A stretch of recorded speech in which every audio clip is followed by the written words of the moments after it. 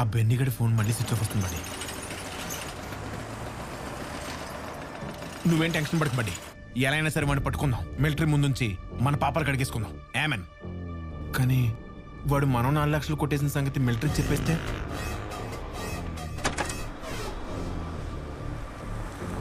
ఏం మాట్లాడవేంటి బడ్డీ? ఎవరా మీరు?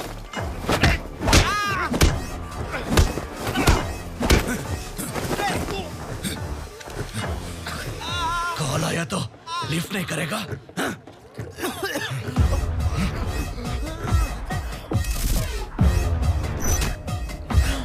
चल बैठो उस गाड़ी में, चल।